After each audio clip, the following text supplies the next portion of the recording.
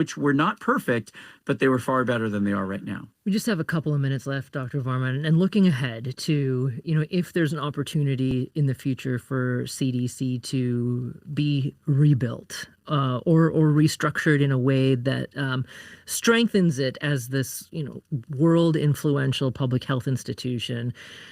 The money can be added, et cetera. But the one thing that I'm concerned about is just that institutional knowledge that you said earlier has walked out the door or was fired. I mean, how are the people who used to work for CDC coping that could we get them to come back? Because you can't really just grow infectious disease experts in a vat and put them back in CDC. Yeah, I mean, I think there are two ways of looking at this, right? I mean, the pessimistic approach is that it takes decades to build credibility and it takes just minutes to destroy it, right? And so I do think CDC's credibility has been deeply damaged, right? There were obvious problems during COVID. Those are everybody has to reckon with, regardless of what you believe. But now it's been destroyed even further. So, there is a possibility that it will never get back to where it is. On the other hand, I like to be hopeful. And what I really hope is that for listeners out there, many of whom, probably don't work in health, you have the power to vote. You have the power to make your voice heard through community organizing. And what we really need is an increasing political and community commitment to public health, just the way people care about public safety from their police or their fire departments. We need the same thing for public health. And I think if we have that through local elected officials, through Congress, and eventually through a White House that cares about this, it can be rebuilt and people can come back. And the training programs that I was a benefit from with CDC and other people can grow and rebuild. Well, Dr. Jay Varma, currently at the FedCap Group, and formerly he spent, more than a decade at the Centers for Disease Control and Prevention. Thank you so much for joining us today, Dr. Varma. Thank you so much for having me and highlighting these really important issues. I'm Meghna Chakrabarty. This is On Point.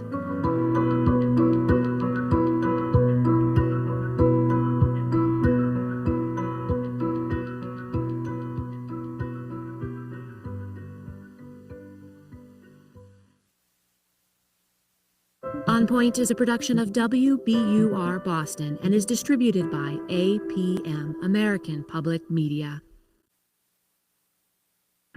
Support for On Point comes from the listeners of WBUR Boston and from the Mehrotra Institute at Boston University, hosting the Is Business Broken podcast, featuring conversations with academics, industry leaders, and politicians. More at ibms.bu.edu. And Road Scholar, a nonprofit educational travel provider for adults, offering programs in more than 100 countries and online. Learn more at roadscholar.org/learning.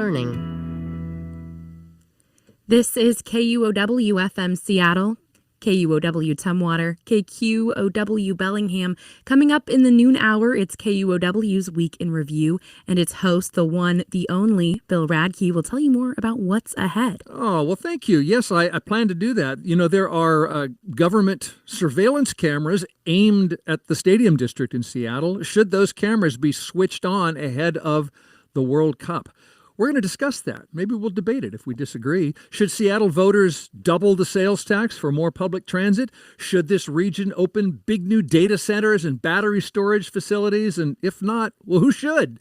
And of course, I promise we'll give you something at the end of the show to smile about. Here and there during the show, but I'm going to come through on that for you, so stay tuned. Your old car can still power local journalism, and every car counts, no matter the condition. Donate your used vehicle to KUOW and help support the stories and conversations that are vital to our local region. Plus, you can get a tax deduction and avoid the hassle of selling. Go to KUOW.org/cars to learn more. Support for KUOW's car donation program comes from local Kia dealers. Mostly cloudy and 57 in Olympia, overcast and 57 in Bellingham, and mostly cloudy and 61 in South Seattle. Support for KUOW comes from Xfinity, delivering smart Wi-Fi, mobile, home security, and entertainment to help power a connected life. More information at xfinity.com. Hi, I'm Monica Nicholsberg. And I'm Joshua McNichols. We host KUOW's economy podcast, Booming. 1 in 3 American adults now lives with another adult who isn't their spouse or partner. Most of them are renting, but what if they could build equity and own a place together instead? On the latest episode, hear how creative Seattleites determined to live the American dream are making it happen through co-housing. Listen to Booming on the KUOW app or wherever you listen.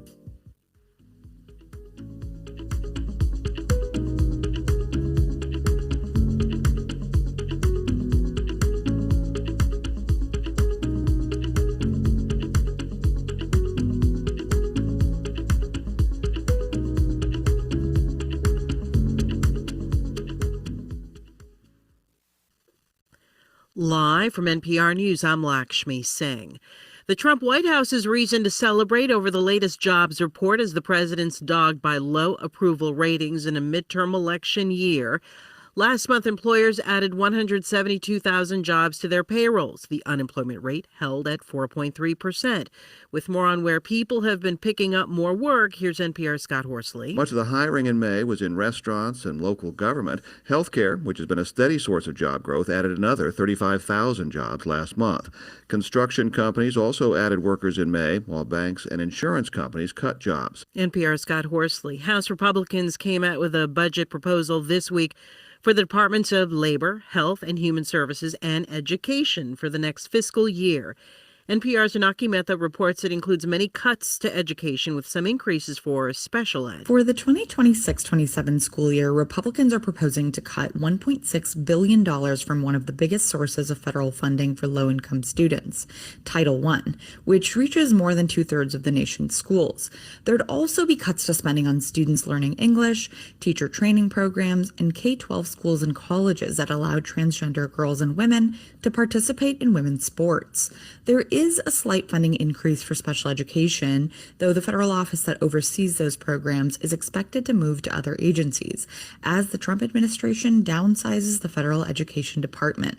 The House bill makes no mention of those expected moves, and Congress has until September 30th to approve the bill. Janaki Mehta, NPR News. President Trump says he wants his new acting director of national intelligence, Bill Pulte, to further scale back the office. I've heard that's way too high for way too long. Yeah, I wouldn't mind. If he could, I wouldn't mind that. Trump speaking to reporters on Air Force One. In an earlier interview with the Wall Street Journal, Trump said he asked Pulte to begin the process of dismissing more national intelligence employees. Ukraine and Russia have carried out another exchange of prisoners of war. NPR's Hanna Palamarenko reports from Kyiv that 185 Ukrainian servicemen and 1 civilian returned to Ukraine, and 185 soldiers went home to Russia. Ukrainian State Border Guard Service shows footage of the released prisoners of war singing the Ukrainian national anthem as they arrived to Ukrainian territory. According to Ukrainian Parliament Commissioner for Human Rights Dmytro Lubinets, most of them had been held captive since 2022. He noted that among those released were a father and son who served in the same brigade and were captured only one day apart. Lubinets added that partners from the United States and the United Arab Emirates played a significant role in this exchange, as well as in previous exchanges. Hanna Palamarenko, NPR News, Kyiv. It's NPR. This is KUOW News. I'm Kevin Kniested in Seattle. Wildfires are getting bigger and burning more ground in the American West, but fewer are igniting overall, according to research. Spokane Public Radio's Owen Henderson has more. Researchers found that between 1992 and 2020, the annual number of recorded fires fell by about a third, but the annual area burned grew by 40%. Researchers say fewer fires means prevention and mitigation efforts are working, but they say the hotter, drier conditions caused by climate change mean when fires do start, they grow faster and burn more land. Naturally occurring fires, like the ones caused by lightning strikes, occurred at roughly the same times of year, but the start date for human-caused fires shifted 12 days earlier. Researchers say that's thanks to the same climate change-driven drier conditions. The paper was published this spring in the journal Environmental Research Letters. I'm Owen Henderson reporting. The University of Washington Medical School is celebrating its largest private donation in support of student scholarships. The $25 million gift comes from William and Carolyn Franke and their family. Will offer tuition assistance to students who plan to serve as physicians in rural and indigenous communities across the Northwest. The federal government's new medical student loan limits is $200,000. Dr. Tim Dellett, UW Medical School Dean, says the average debt for a student completing their degree is $220,000. That math doesn't work. And this is why I truly feel this is so transformational. We have to decrease that financial burden so that our students can pursue their dreams and not their debt. The scholarship assistance will begin this year. The donation will assist about 30 future physicians each year and will pay for half of their tuition. This is KUOW News. Support for NPR comes from NPR stations. Other contributors include Bayer, who believes science is the relentless process of asking questions, testing, and trying again, even when it's not easy. Learn more at ScienceDelivers.com. This is NPR.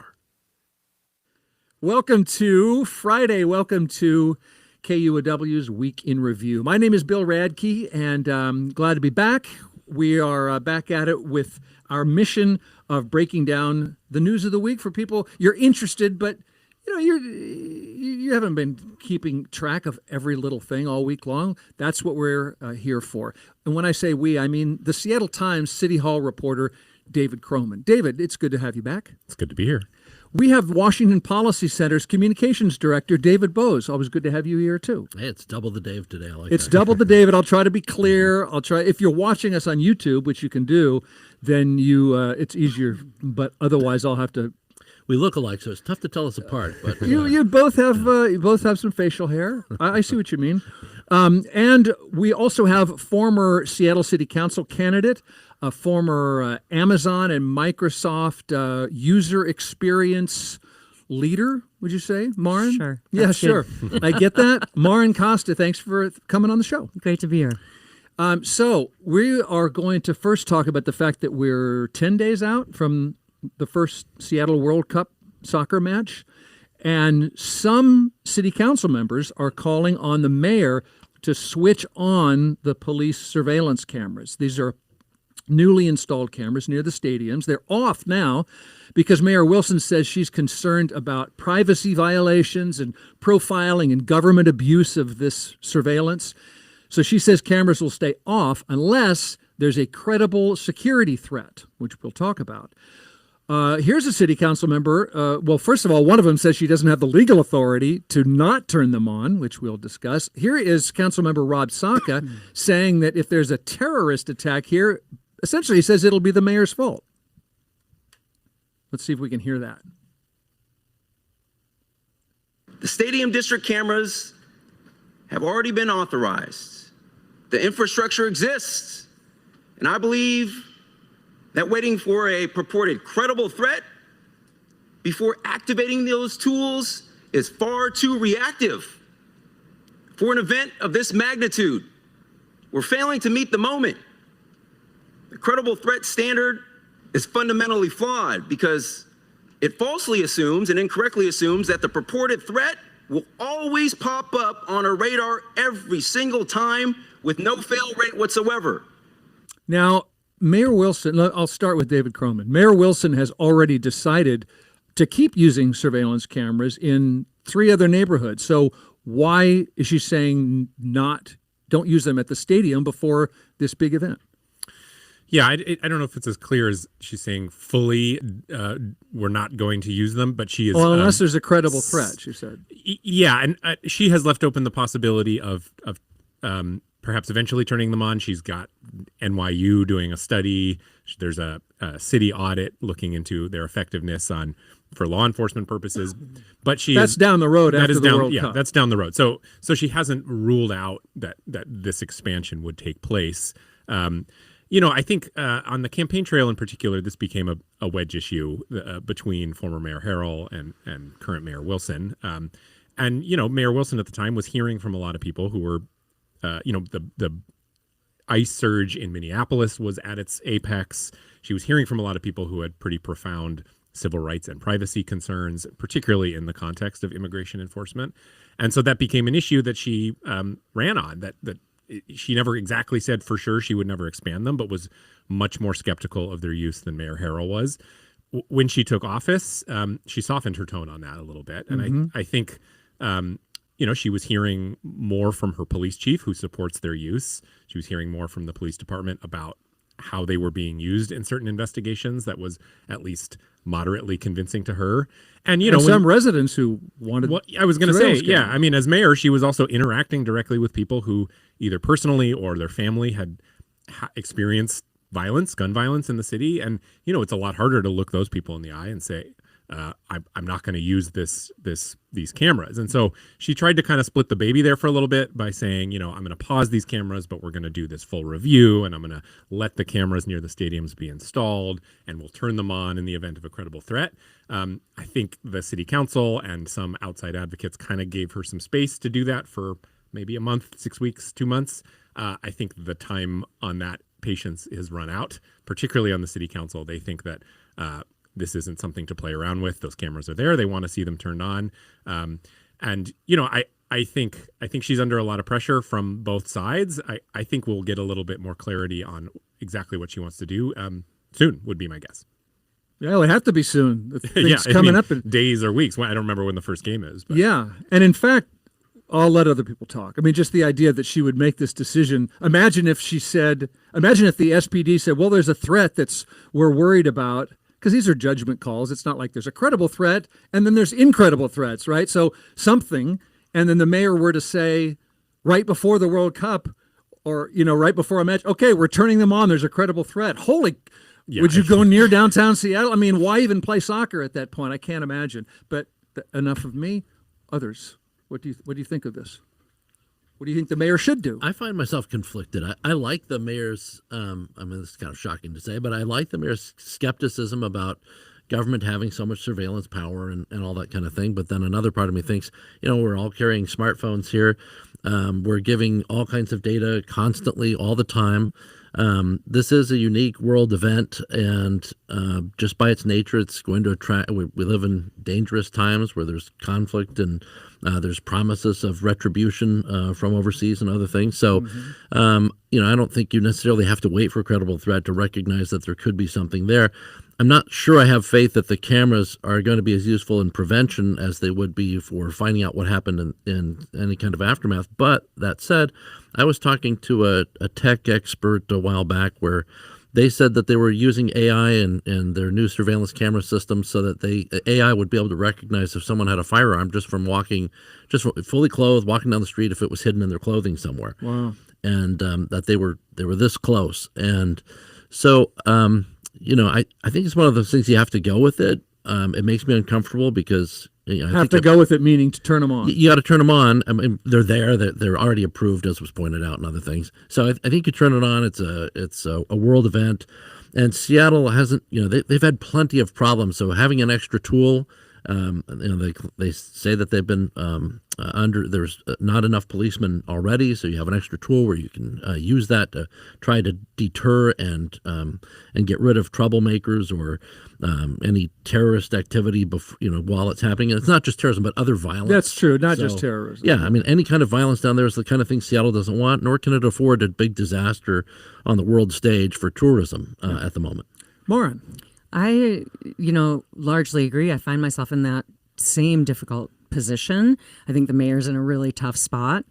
I think there's you ran for city council, by the way. Yeah, I did, and I would be in there right now, being a part of this hard decision. I don't think that there's going to be a way to please everybody here. We can assume that, and so we have to just do our damnedest to figure out how we can turn them on with the least public damage. And so I know, for example, Canada is apparently planning to put on cameras, and so we're not crazy to think that this is, a good thing to do. They are apparently putting up an additional, I think, 200 cameras for the 5-day event or something, and then taking them down. And I think because we know that a camera that's plugged in is hackable and the data misuse can happen regardless, maybe there are things like that we can have cameras that are only installed for a certain window of time. And then could we think differently about credible threat? Could credible threat be defined by event parameters where the cameras are on when, I don't know if this would help, but the cameras are on when there's a critical mass of people walking through the square. They're not just on all the time. Are there different ways we could define that? Humans, just as a species, we are so poor at thinking ahead to the future. We respond better to the tiger jumping out of the bush. This camera situation is very much tiger jumping out of the bush, respond to the immediate threat without fully being able to realize the slow slide, the potential for the slow slide into surveillance state and civil liberties losses. And that's just hard to get people to feel, but those are very real. Well, let's talk about that. They will happen. Because, David, we haven't really said much about this downside. Remember, Seattle leaders promised us guardrails, right? So some kind of assurance that what assurance should listeners to us now have if they are concerned about whether it's immigration or it has to do with gender affirming care or whatever it is, profiling, racial profiling, what have you. How likely do you think that it's a hacking? How concerned about abuses should Seattleites be? I don't know the answer to that question. I don't know how likely it is that these cameras are used for purposes that are at odds with Seattle values, however you want to define them. As far as guardrails go, the original law says if there is any evidence that there's a warrant, subpoena, court order, any kind of indication that the federal government is trying to access this information, they have to be shut off for 60 days at least.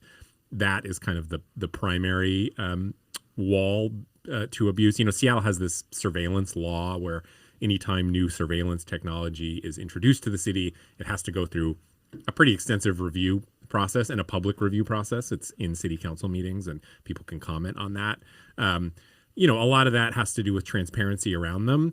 At the end of the day, though, you could, I don't want to give away tips here, but you can go online and file a public records request for footage from these cameras. It doesn't necessarily require a subpoena or warrant, and you don't have to say who you are when you're filing that records request.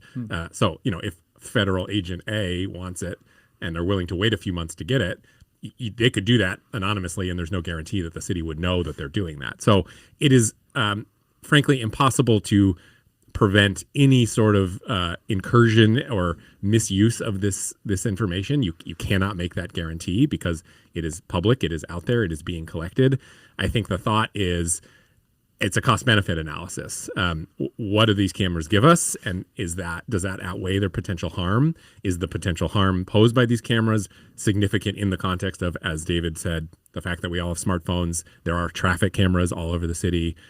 There's private surveillance cameras, flock camera. There's thousands of human eyes. So that is the debate here. And again, back to Mayor Wilson sort of oscillating on this issue. I think it's easier to make the kind of theoretical arguments about civil liberties and privacy on the campaign trail, and maybe a little more difficult to make them when, again, one of the first things that happened when she took office as mayor is 2 young people were shot and killed near Rainier Beach High School. And she was hearing from mothers in that area saying, we would like more surveillance cameras. That's a hard thing to say no to.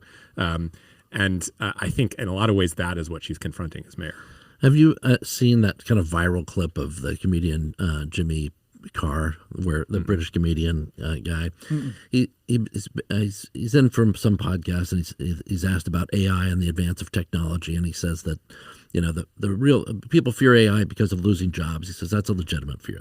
That's a scary thing, and energy costs. That's also something we'll probably talk about later. But then he said the real thing about AI and new technologies and surveillance technologies is that that for pennies on the dollar, any government could run a Stasi-like state from, this dates me, but I remember when, there was movies made about how scary it was that East Germany had the Stasi police and were able to keep track of everybody. And China has the social credit kind of system where they can keep track of, even your facial expressions give away how you feel about certain things.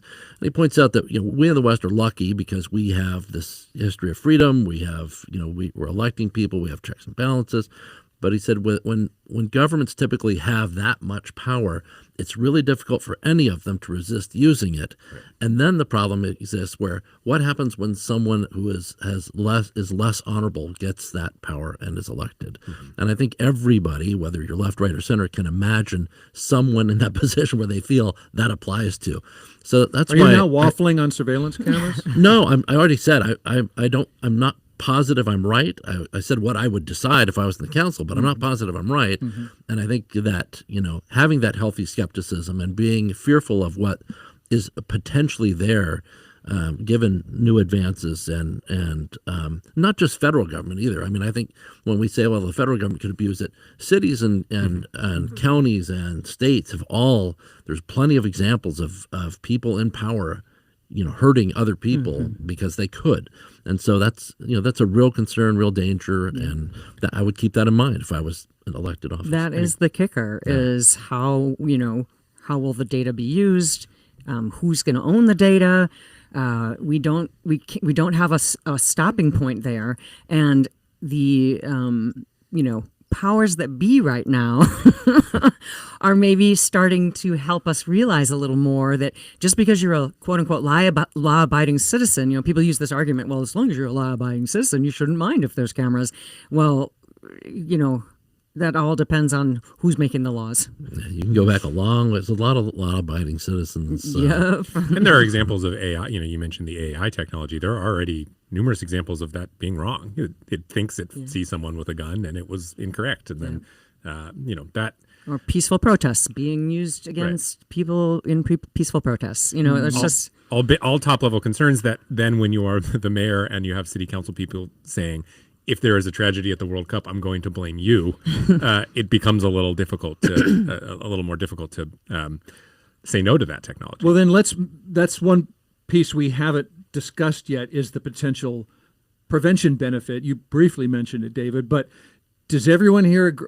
What are the odds? So like we've said, there are police and cell phones and lots of humans and private surveillance cameras like the ones that helped solve the Boston Marathon bombing. So what are the odds that turning on government surveillance cameras too, that prevents an attack?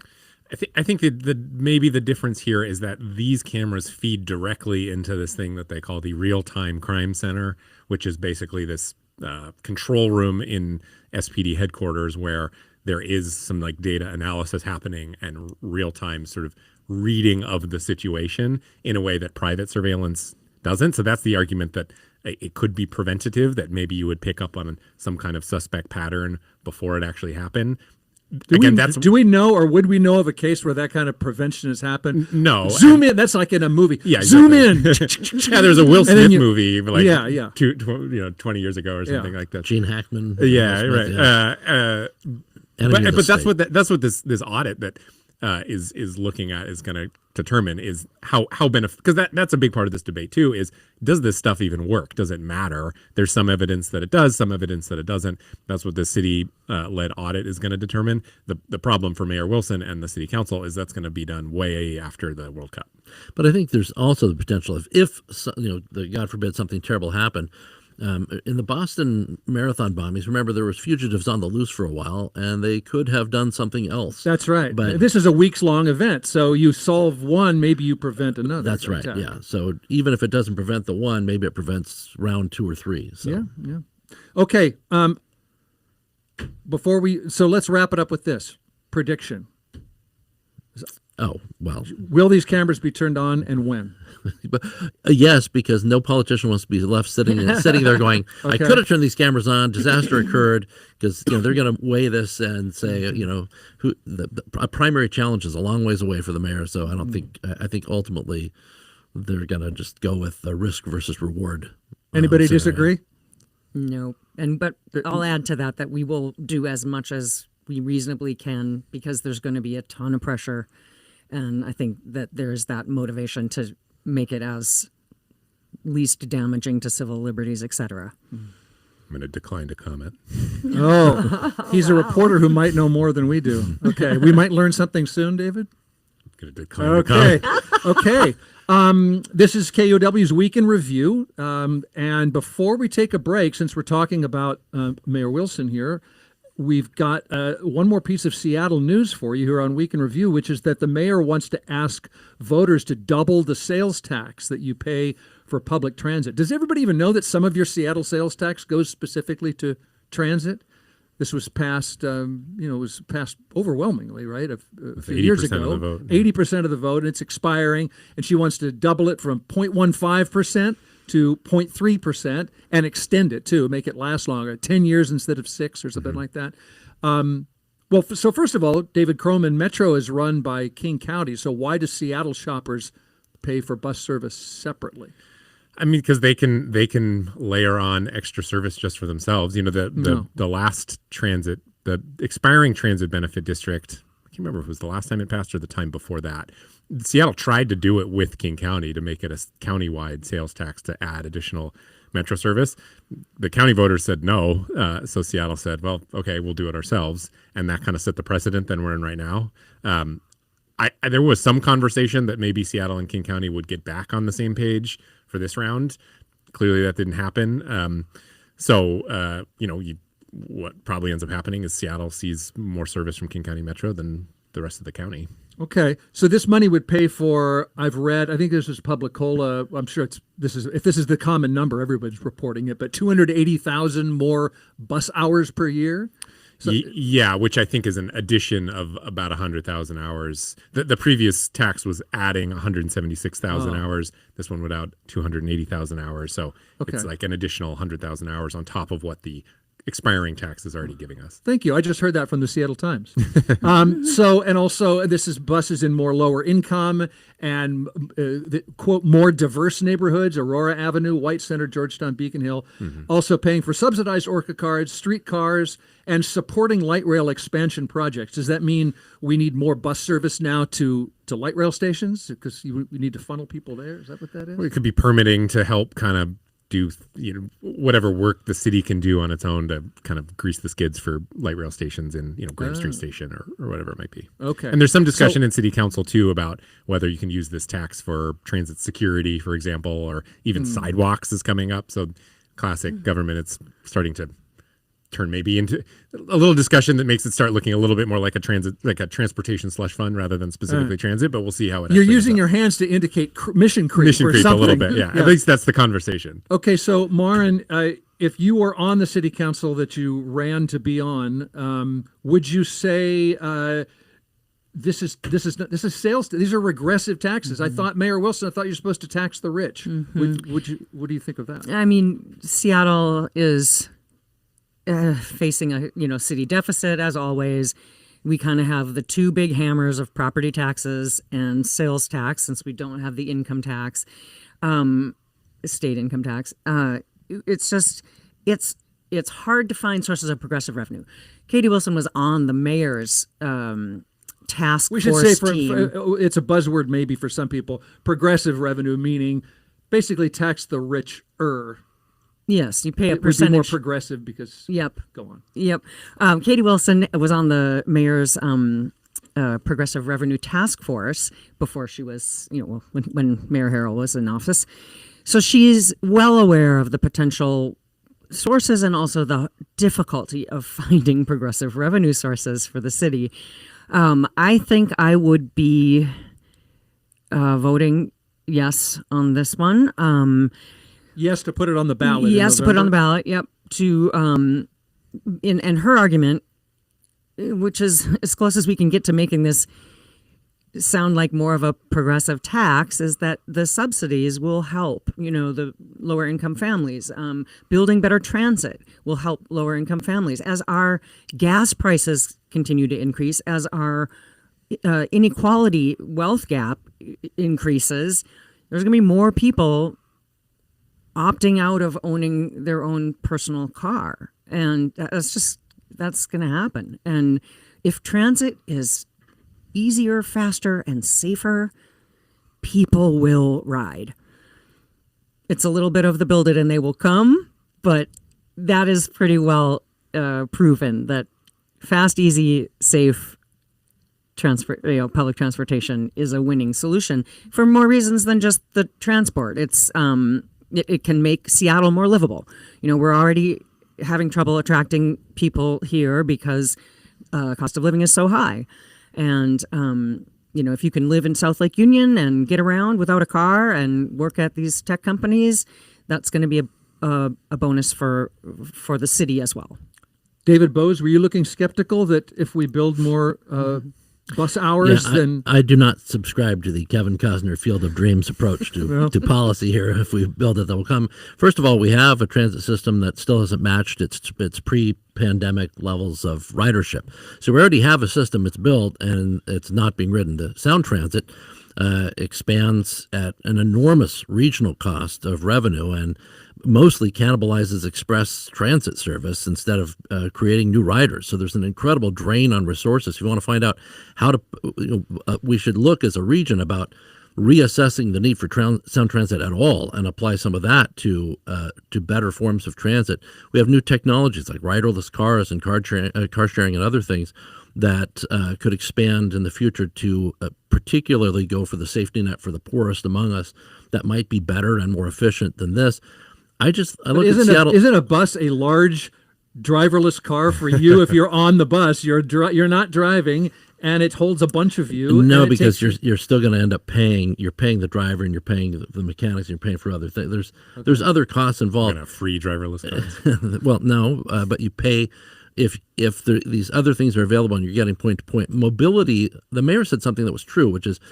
Mobility is really essential for lower income people so that they can move up the economic ladder. The problem is, when you're going in transit and you're going from stop to stop to stop, the mobility, you can get somewhere, but if it takes you so long to get there that it eats up all of your day and you're away from your family and other things, then it becomes it's not as mobile as it at first appears on paper. Right. Yep, that's why city council members, no offense to anybody running, city council members and politicians in Olympia and other things, they're not riding the bus down to Olympia most of the time. They drive a car, even though there's services available that could get them there, but it's hop to hop to hop, and they say, well, I don't have time. I'm a very busy, important person. And then it turns out it's because they, like everybody else, make decisions based on this mobility thing. There's been a big job increase in Bellevue, and so if somebody's in Seattle and they've lost their job here and we have all this office space that's empty, are we going to help them get to Bellevue? Is Seattle going to help them get to Bellevue faster with this service? Because that might be where they need to go. So thinking about mobility without being tied to these other things might be a good thing. And thinking about the opportunity cost of things like Sound Transit, I think would be a great thing. But, for me, I look at it, it's like doubling. There's no way they're going to sell this as, hey, everybody, would you like to double the cost? They'll just say, we're going to move this from, from what is it, like, I forget what, some tenths of a percent. And we're going to 0.15 to 0.3. 0.15 to 0.15 to 0.3. That's the way it'll be sold because it sounds so small. But again, it's like death by 1,000 cuts. Everywhere you look, everybody's willing to increase this fee, that fee, parking fee. I'm a dad of 4. And when I go shopping now, it gives me a stomach ache every time I buy groceries. And I know that, there are people that make their own decisions and trade-offs and other things. But so every time one of these small things happens, somebody might say, well, it's only this amount. But that's an amount. Well, why wouldn't you sell something as being costing the amount that it's going to cost? I mean, that is sort of how you because you can make something sound like it's less of an increase than you want to. It is less of an increase. It's just lots of little things. Yeah, I mean, just messaging. It's a messaging, right? Yeah. It's like you can say, "Hey, would you like to double your tax?" And people are going to say, well, no. Right. But if you say, "Would you like to change this from 0.15 to 0.3 tenths of a percent?" It's like $58 a year. How about $58 a year? Right. Is that accurate enough? That'd be fine too. Okay. But we got to go. So I'm going to give. If we need a last word, I'm going to give it to the former transportation reporter. Did we cover it, David Croman? Yeah, the only distinction I would make is that the point of this isn't to reduce crowding. You know, you talked about how many people are riding the buses. I think the kind of more important metric that they are pitching here is reliability. How often are these buses actually coming? How often are they coming on time? That is kind of their main focus here, because King County Metro basically says the buses aren't that crowded right now. We don't really need to fix that, but they are not particularly reliable. We should fix that. And more frequent, right? Yeah, I think reliability and frequency kind of hand in hand. That you could expect them to come more often, which Yes. that's the argument is if we're talking about mobility and ability to count on getting from point A to point B, B probably being your job or wherever, in a reliable and timely manner, that's the argument in favor of adding more hours. Okay, I'm going to be timely right now and say we've got to take a little break because we have so much more to talk about this week.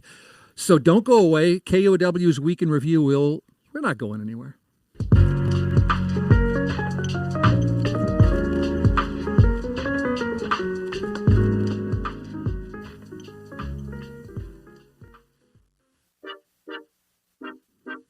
Hey, I'm Brandy Fullwood, host of Seattle Eats. It's January in Seattle, but the weather's not bringing down this appetite. Seattle Times food critic Bethany Jean Clement and I have been eating so well, from biscuits and gravy to Pondon crumble cookies. On the latest episode, we share the best bites worth seeking out in the city right now. Listen to Seattle Eats on the KUOW app or wherever you get your podcasts. Hey, I'm Katie Campbell. Join me July 16th in Seattle for a conversation with author Patrick Hutchison about his memoir, Cabin, Off-the-Grid Adventures with a Clueless Craftsman. Find out more at kuow.org/events. KUOW Live Events, sponsored by Fenny Ridge Painting and Microsoft. KUOW's Week in Review rolling on now. We're on YouTube. You can watch us, or you can listen to Seattle Times City Hall reporter David Croman and Washington Policy Center Communications Director David Bose and former Amazon Microsoft user experience leader and city council candidate too, Maren Costa. And Maren, we're going to kind of segue into your history as the co-founder of the Amazon Employees for Climate Justice, because we're going to talk data centers and battery storage now. As the city of Seattle is moving toward probably, I think it's going to happen, right? Banning new large data centers for at least a year. Puget Sound Business Journal reports that a company has applied to demolish the old Bed Bath & Beyond building downtown and build a data center plus office and retail space. So Maren, is any place with a computer network a data center? What is a data center for listeners who don't know? Very simply. A data center is just massive banks of processing, and so it has to be massive before it's a data center. Maybe, I don't know. That's a good question. I never really looked at the actual Plus definition. A data nook, maybe. A nook, yeah, because there are dozens of. That's trademarked. They have to That's data nook. Yeah, because there are relatively already. little ones Yeah. right now. They run traffic lights and 911 calls. I mean, we use computers for lots of things. So, but this particular building aside. The city council committee met about this, and somebody from, as I mentioned, the Amazon Employees for Climate Justice, you must know Patrick Schlesser. Patrick said that, told the city council that data centers should only be allowed after companies demonstrate they'll benefit the public. You've got to provide 100% additional renewable energy to our grid. You've got to provide good jobs building these things, and you've got to pay a new tax that funds city jobs every time you conduct a large layoff. So, I'll let you start this time. Not start, but continue, David Bose. Data centers, the city council is at least skeptical. They're probably going to put a moratorium on it. Do you think that's a good idea? The large data centers. Well, it seems like we're a pretty big high-tech hub, so saying no to data centers seems like you're saying no to yourself in that way to me. When I heard about this topic, I was calling a friend of mine who's looked into this recently, and one of the things that they looked at was energy costs, because here in the Pacific Northwest, one of the things I like about the debate is it gets people talking about our energy grid and how we already have projected deficits when it comes to our energy needs. We have a big problem there that needs to be addressed, and people kind of kick that problem down the road. But these data centers that they did this study that showed that places that got the data centers, yes, prices went up for consumers, but not as much as the places without data centers. So there were some places that were able to negotiate with the places that were building the big data centers that were going to draw up on this energy. And the way they did that was they agreed to pay a tariff, not the international kind of tariff that we talk about typically with the Trump administration or other things, but this was, a special price for a certain class of energy use that was increased to offset the additional costs on consumers or to reduce that and help expand the grid, which is something that the region needs. So, I look at it like, you've got a lot of empty space. This would be something that would be of use to Seattle. And I think it's one of those things that, we're in need of more computing power, and it looks like we're going to be in the need of a whole lot more based on how technology is moving. So I would be saying yes to that. Maren, before we get to David Croman, Under do you want to respond to conditions. that? Under the conditions. Under those conditions. Yeah. I think the foregone conclusion that seems to be prevalent here is that, AI is just a foregone conclusion. We have to have it. It's the solution to all of our problems. There's a little bit of that rolling through, like we're just going to come barreling in. You don't even try to stop us. You don't have a choice. Yeah, you don't have a choice. This is happening. And I think we need to, first of all, pause and question that. And then we also have to think about, it's not just the cost of energy or energy bills for consumers. It's water. We have a 4-year drought. These data centers pull heavily on water. Amazon said something like, oh, well, we'll make that back by 2030. Can we believe any of their promises right now when both Amazon and Microsoft, for example, are walking back on all of their climate goals? Mm-hmm. What guarantees do we have that, and in any ways, 2030 is a little too late for farmers who are counting on water this season for, their crops. Like, it's just, I don't have a ton of faith that we can be sure without some very serious rigor that these things will benefit not just people and the planet, but Seattle as a city. We have to be really careful. And look, right now we hold the cards. Seattle as a city holds the cards. It's this rare opportunity where I feel like, in general, we're losing all of our cards to the tech oligarchy pretty fast here as we lost the presidency. We can see how that's working. But we have a rare chance where we have a very desirable city for these data centers to be close to use the high rate. We have the hub, what is it called? The Wesson Hub or something, where, being close to that is great. We have all the big tech companies. We could set a standard for demands, set a high bar for what these data centers need to do, provide, regulations they need to meet in order to be in our city. And other cities, I think, would pick it up. We don't have to worry that putting this off for a year is going to cut us out of the market, and we're going to, at least things are, unfortunately, they are coming and barreling at us, and we probably won't have a lot of chance to stop this, even though we should question that logic. But we won't need to worry that if we decide it is actually beneficial to the city, to the people, and ideally we consider Why the would planet. it be beneficial? Jobs? They aren't going to provide a lot of jobs. Okay. So how is it beneficial? That is hard to determine, other than, we will need data processing because everybody's, if you talk to the workers that are currently building this stuff, which is what Amazon Employees for Climate Justice, the group that I co-founded, these are tech employees that are standing up and saying, we're here inside where this stuff is being built.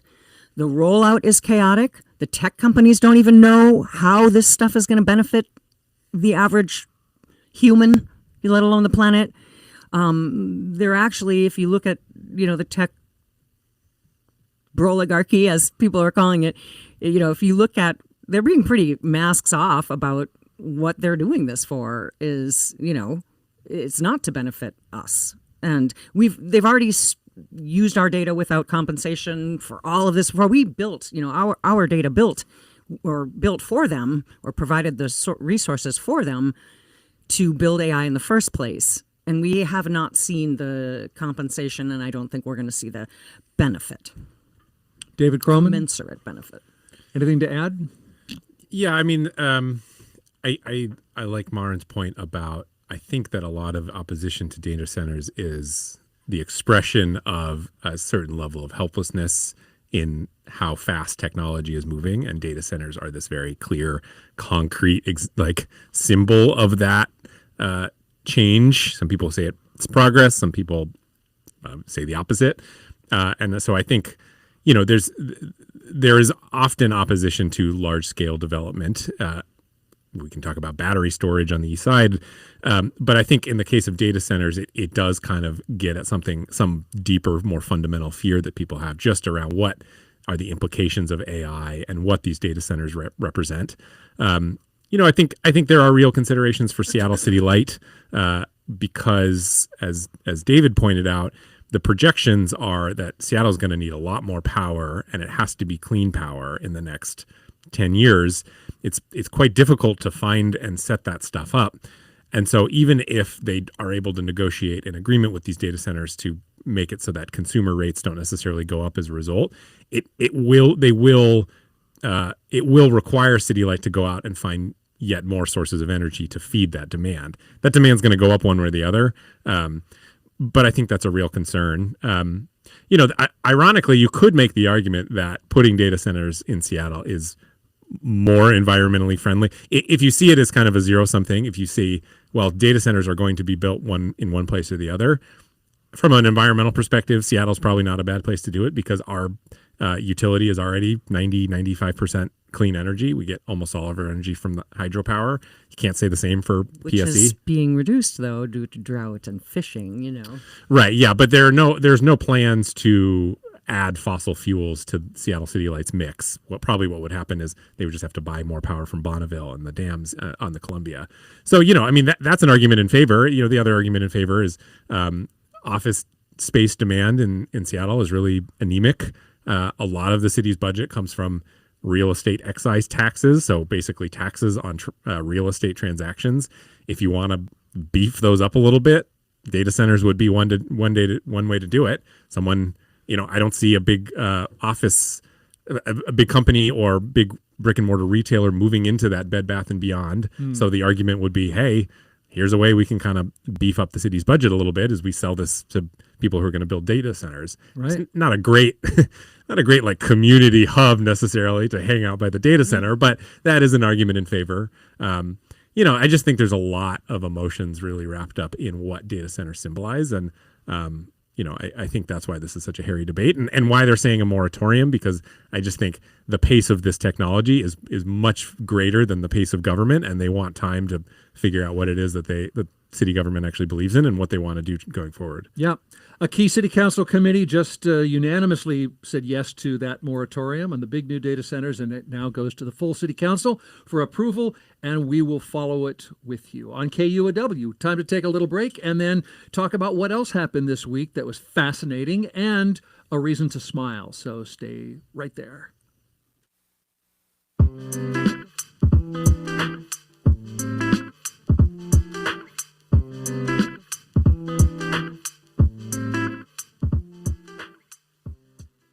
Sometimes we get too much information, but you want to stay informed. It's good to take a break once in a while. KUOW is teaming up with Classical King to make classical calm radio available on the KUOW app. Toggle between the news you trust and the music you love. Try it out on the KUOW app. Support for KUOW comes from Third Place Books. Chris Smalls discusses his new book, When the Revolution Comes, A Fight for the Future of the Working Class, in conversation with Ijoma Oluwo, Monday, June 8th at 7 p.m. Details available at thirdplacebooks.com. It's KUOW's Week in Review. I'm your host, Bill Radke. We have former Amazon and Microsoftie and former City Council candidate and speaker now as well, Marin Costa. We have Seattle Times City Hall reporter David Croman and Communications Director at the Washington Policy Center, David Bose. Let's just whip through some other events of the week and see what we have time to get to. First of all, remember when Seattle's mayor-elect joined the Starbucks picket line? I am not not buying Starbucks, and you should not either.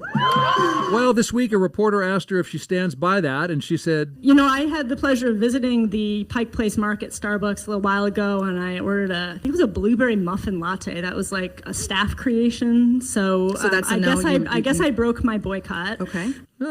apparently this is just at the Pike Place Starbucks exclusive. You can get a employee-created blueberry muffin latte, even if you have said you're not going to drink at Starbucks. What else happened? Yeah. Well, perhaps inspired by the move to Tennessee, the number of jobs from Starbucks moving to Tennessee, the mayor has suddenly found out that Starbucks can make a pleasant beverage and she can support workers at the same time. Yeah, and when Starbucks heard that she ordered a blueberry muffin latte, they said, "We're coming back. Forget Tennessee." That's right. Uh-huh. Yeah, profits are up. Profits are up. Speaking of profits, Mark Zuckerberg's yacht is out of Lake Washington now into Elliott Bay. He's rich. He hires people. He lays people off. His yacht is large. We don't know why it's here exactly. Maybe he wants to watch the World Cup, or maybe he's not coming here at all. I made the joke that his yacht being here was the best thing for Katie Wilson because she was getting a lot of negative headlines, to David's point about driving out business or whatever, fair or not. Yeah. And then suddenly Mark Zuckerberg cruises up in his $300 million yacht, which I biked past last weekend when it was parked in South Lake Union. And it is truly astounding. You know, you hear somebody being a billionaire, but until you see what $1 billion can actually buy, you kind of you can't visualize what that actually means. Mm-hmm. Seeing that yacht helped me visualize what it means to be a billionaire. And so here you have this kind of example of the ostentatious wealth of Mark Zuckerberg, and suddenly people are feeling a little more populist again, I think.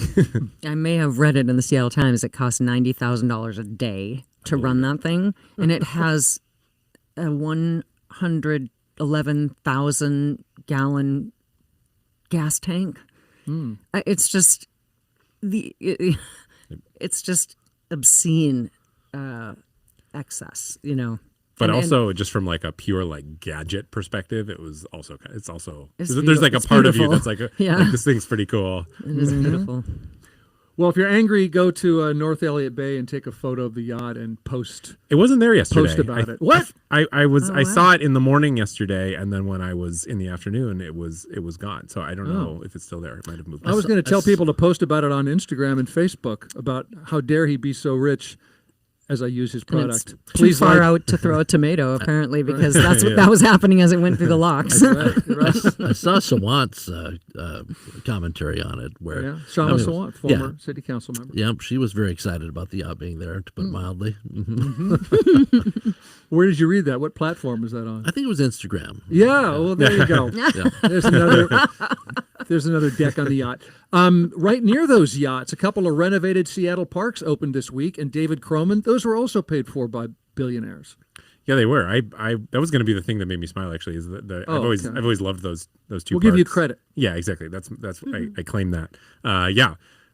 These parks, Centennial Park and Myrtle Edwards Park, as well as the Greenway along the east side of Alaskan Way, are now all open. I got to take a tour, and I've always loved those two parks. I ride along those. I think they're kind of the two most underrated parks in Seattle because they're just a little bit hard to get to, but as far as views of downtown and Mount Rainier and Puget Sound, I just think they're stunning. Agreed. Now it's cool because there used to be these two beaches there. Well, the beaches are still there, but they used to be totally covered in driftwood and kind of invasive blackberries, and you'd break an ankle trying to get down there. Yeah. They've cleared that out. They've made them a lot bigger. It's much more inviting. The paths are bigger. A lot more native planting where there used to be lawns. And I rode past this beautiful building, and I asked one of the workers, this is a couple months ago before it was opened, and he said it's going to be a cafe. A cafe and bathroom. Yeah, the old stand, there used to be a snack stand there called the Happy Hooker, which was referring to fishing. And they have torn that down, and the new building is beautiful, designed by a First Nations architect from Vancouver, BC. It is incredible how quickly government can move when you have $60 million of private money behind it. This whole thing happened in, they were announced it in 2023. Construction started in 2025, and 2026 it's open. Got that Sound Transit? Yeah, exactly. That was largely Melinda French Gates, right? Melinda French Gates, Mackenzie Scott, the Yep. Diller von Furstenberg Foundation, and Expedia. I love how the wives of the, tech bros are really, the ex-wives, I should say, are really stepping up and becoming forces for good, not evil. Little thing here, Washington State, you may know, increased the distance that boaters have to stay away from southern resident orcas, 1,000 meters. But what happens when the orca crosses into Canada? Canada's follows our lead, so 1,000 meters off British Columbia as well, to help them get a little acoustic space, as they say. Does that mean you have to move your boat? Like, I think so, yeah. I mean, You gotta run away but from if you were just there and the orcas surface next to you, yeah, you got to move your boat, right? Yeah, Wouldn't it be part of the problem though, if you started up, you're I kind of know. creating the Like, do problem? you just stay put and Right, hope they just move don't on? move. Right. Yeah, that's probably. Yeah. And then when you safely can, you move in the opposite direction. Yeah. Every now and then, if you're lucky enough on the ferry, you get an orca delay. Right. And what it's hard to happens- be mad about that. Yeah, are they an orca delay? That's really cool. Yeah. I had that happen one time on a boat when I was a kid. I remember just seeing them down there and just nothing like it. Yeah. Did it make you smile? At the time, yeah, I'm sure. Oh, well then, and how'd that feel? Pretty good? Joyous. Well then, Joyous. let's talk about other things that made us smile this week. That's how we always end the show. Maren? Well, segueing from orcas to gorillas, actually, it's Woodland Park Zoo that's making me smile this week. They have two things. They are doing a weigh-in for little baby western pond turtles that were nearly extinct, and there's been a really successful movement to bring them back. And they're going to do a weigh-in, and if the turtle babies are, over 2 ounces, they get released into the wild, and they have 39 of them that are ready to graduate if they weigh in correctly, which is super exciting. Oh. And then that gorilla story, which was, I think, maybe the 28th of May, so maybe it's, beyond this past week, but we'll accept it. There were two mamas who were pregnant at similar time. One of them had to have a C-section, and the other gorilla mama has just adopted, both babies and is taking care of both of them, and it's just the sweetest thing. And they're still in privacy, like where you can't see them yet, but there's pictures, and it's so heartwarming. Mom's getting the job done again. Yeah. David Bose. We're crediting David Croman for his. I do have another one. If we okay. Well, go on. For me, it's lemonade stands. The little kids put up those lemonade stands. Yeah. It's that part time of the year, so I Yep. drove by. I saw the first one. My daughters, I have 3 daughters, and they're all fascinated by the whole lemonade stand. So I got home, I didn't know where they went. They just kind of disappeared, and then I look out the window, and they've got. They've stolen all of Grandma's juice, and they're down there trying to sell sell stuff. They're fast. They have no concept of the value of money, but they're really excited to get it. So $5, $1, 50 cents, it all works out, and they're very, very excited about the whole thing. So. Well, just to that's great. I will say that what I smiled about is that that a woman drove up onto the elevated tracks at the Mount Baker light rail station. Somehow drove onto the tracks and then kept going up the elevated platform. Her car got stuck. Of course, they had to lift it out with straps and a swing loader thing. And at first, a KUOW newscaster, that's what I heard, called her an elderly driver in the news story. She's 70, and I said to a colleague, well, do we know her age had anything to do with this? And then, so what I'm smiled about is that she then, the next day, as I heard it, she told police that her GPS told her she was just following the GPS direction. So I sort of smiled at one little blow against ageism there, as is affecting me personally these days. 70 gets younger every year for me, I think. That's what I'm saying. Yeah. And so my teenagers are very capable of following GPS directions onto the train track. So I don't know what her age had to do with it. Maybe it did, but we're not alone. I don't think it can be overstated how hard it would be to do what she did. It's Yes. 35 feet in the air. There's a tunnel right next to it, so you can only go one way. It's not particularly close to the road. I don't know. Even GPS notwithstanding, I don't understand how she got up there. She's an impressive driver. I asked the Utah plates. I need to point out, Bold. Jen, Utah plates. Utah plates. Used to This the is mountains. Not a Yeah. Seattle driver. I did ask SPD whether she's getting a ticket, and they said no, due to her medical emergency. And I emailed back like an hour ago. I said, "Oh, what was the medical emergency?" Which possibly is none of my business. I don't know, but they haven't answered me since I checked. But no ticket for Now everybody just drive up on the platform because you don't get a ticket for it. Okay, we have Constantine is don't tearing do his that. hair out. Don't do that. Thank you for joining us on Week in Review. Maureen Costa, great to see you. Great to be here. Thanks for coming on. In Seattle Times, David Croman. Thank you, David. Thanks for having me. Washington Policy Center's David Bose. Much appreciated. A pleasure. Our show is produced by Kevin Kniestedt with Morgan White running the radio board and social media and other help from Hans Twite and Juan Pablo Chiquiza. I'm Bill Radke, and enjoy your almost 16 hours of daylight. Sunset 9:03 p.m. tonight, and we'll see you next week.